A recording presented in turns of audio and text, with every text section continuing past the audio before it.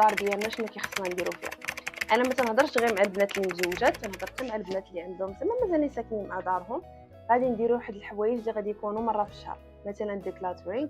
كل شهر كنشدو كاع لي برودوي اللي عندنا في لادوش، كنقراو بتاريخ الصلاحيه، كنشوفوا الحاجه اللي عندنا قديمه، كنشوفوا الحاجه اللي قربت تسالي وكنلوحوها. الحاجه اللي بعد ما نديرو بها كنلوحوها اللي قدامت، الحاجه اللي قربت تسالي كنرجعوا لديك لا ليست اللي درنا في الاول ديال الشوبينغ وكنكتبوها فيها.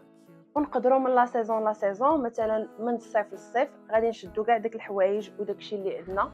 ملي كنبغيو نجبدو حوايج ديال الصيف اولا ملي كنبغيو نجبدو حوايج ديال الشتاء، كنديرو ديكلاترين، كنحطوهم، كنقيسوا الحوايج اللي حنا ما متاكدينش منهم.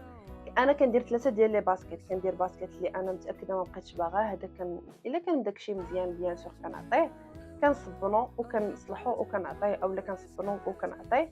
ولا مثلا شي حاجه اللي ما بقاتش مزيانه كنلوحها. الحاجه الثانيه هي كنشوف الحوايج اللي نقدر نلبسهم